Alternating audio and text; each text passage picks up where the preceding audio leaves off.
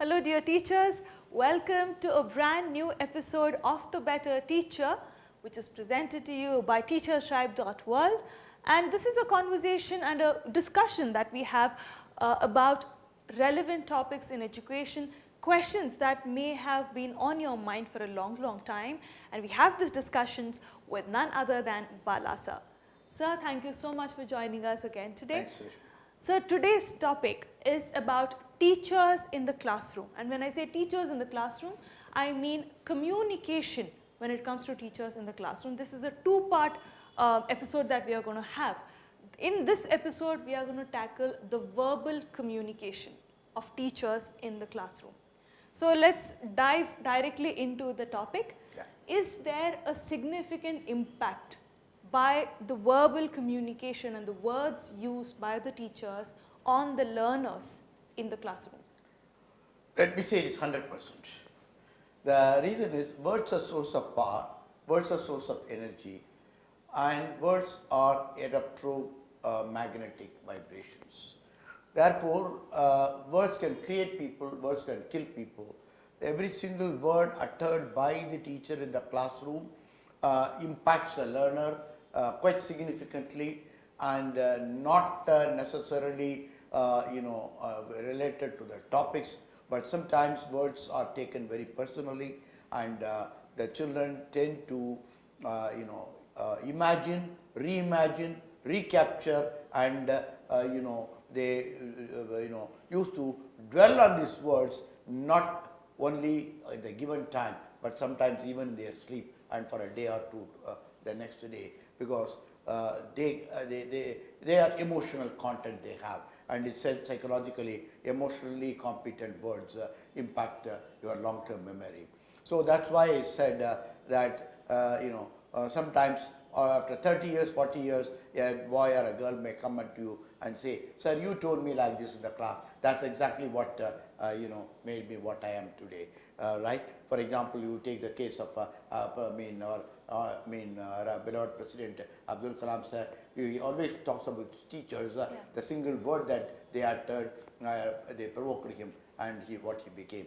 And there are many cases where teachers have impacted the future life of the children. So a teacher must be extremely careful to see that the words used are positive, encouraging, motivating, facilitating, and empowering the learner to blossom, and and there should be no negative comment about the profile of an individual or a group of students, because it might not only be a point of reaction at that point of time, but they may be carried in their mind for many years, and they have a negative impact. So there is no second opinion that the words to be used by the teacher in the classroom have to be very careful.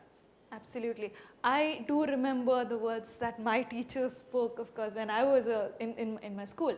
Some good, not so good, some not so good. So I do remember both. But of course, as an adult, I know how to deal with them better. So you have been a teacher yourself in school, that too, for a long time in a school situation. Now, have you been through anything like this? I know it is personal, but please allow me to ask this. Yeah, well, I think not once, but a number of times. Sometimes we are very casual about the remarks that we make, and we don't intend any harm or anything. What I'm trying to say is that when you utter a word, it's not with a thought that you do, but you might do it very casually, and even that could impact a learner. I just recall a very interesting incident which I wrote even in my book called Case Studies in Classrooms, about when I was going to teach a class 9 in the year 1972, right? I entered the classroom. It was a Kendriya Vidyalaya there. So for the previous period was mathematics period, and I entered into the classroom. I found one girl, if I remember her name was Rashmi or something. She was doing some mathematics, and I very casually looked at her. "Oh Rashmi, is mathematics not yet over?"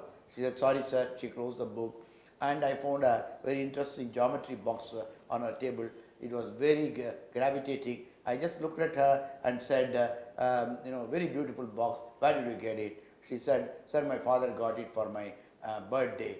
I said, very good. She said, he brought it from Singapore for my birthday. I smiled and I didn't stop there. I just went to the next child and I remember her name was Nirmala. So I asked Nirmala, what did your father give you for birthday? She stood up and silent and she said, sir, she doesn't have a father. I just crumbled on the moment because I didn't intend to hurt her, but I still, till date, I remember what kind of impact that particular question could have made on that girl. That was unintentional word, but then, even an unintentional word could create a sense of harm to a child, mental problem with the child. So you have to be extremely careful. That was a very painful experience I had, and after that I have got so many experiences there, but many positive experiences where the children come back and they told me, for that one single word that you told me really made me what I am today. So you have both positive and negative. Yeah, I think most often than not, we don't mean any harm. Yeah. It's unintentional and it just happens, but then as teachers, we have to be even more careful than any other That's person. exactly what I wanted to say. Yeah, I mean, everybody should be careful, but teachers in a classroom need to be even more careful because you're dealing with children and it's not an adult we are dealing with. Yeah, simple thing to say, you are stupid. I think that's a very negative way of looking at how much it will make impact a child. You really do not know. It may be a very casual statement. That's one thing. Today when we talk about the health part of it, mental health is also very important. We discussed about it, and a single word can impact the mental health of the learners. Right. That's why even using words for the challenged children, we always say words which are very positive and which is encouraging, because it's sometimes it can play havoc with the minds of the child. Absolutely. So going along those lines, what precautions should teachers take in a class, or is there some sort of a training that every teacher must go through to ensure that they are very cognizant and they are sensitive about these things in the classroom? Yeah, today I think a number of approaches have come, but I am convinced about the so-called NLP, Neuro-Linguistic Programming. I have also given a few training programs on that. There are many of my friends who have specialized on that and then given programs.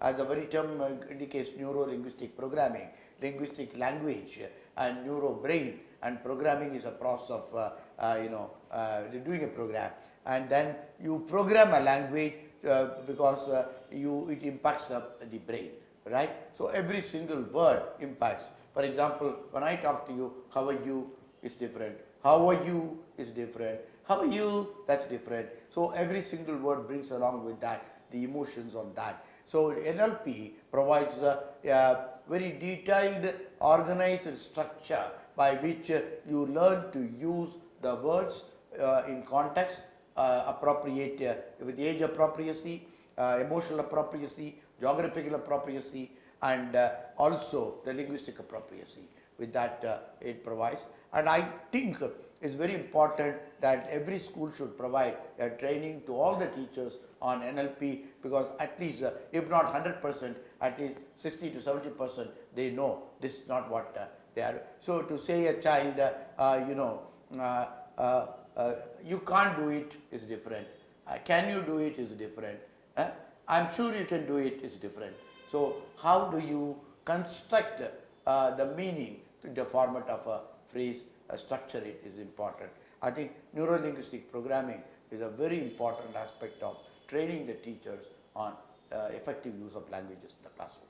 Yeah, it's so interesting what you said, and this is something that you have also spoken to us about before on an auditory learner or visual learner.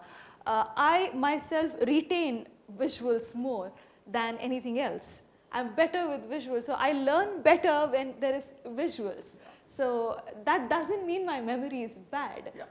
So the way we learn is very different. Yeah, any word, any suggestion given by the teacher to the student should be facilitative, constructive, and empower them for a brighter future with confidence.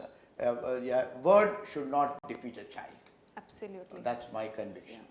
Absolutely. I think Sir has explained the power of words and the impact of words so well here today, and understanding and being sensitive of the people we are dealing with are children who are still in their developing stage. They are not adults yet. So the kind of impact that the words have on their minds are everlasting impact. So that is something all of us should be extremely sensitive about. So teachers, if there are any more questions along the lines of this topic or anything else that you want to speak to us about, please do write to us, and don't go anywhere. Like I said, this is a two-part conversation that we are going to have. In the next episode, we are going to be talking about non-verbal communication in the classroom. So please come back for the next episode. Both of us, Sir and I, will be hopeful to see you there. You take care.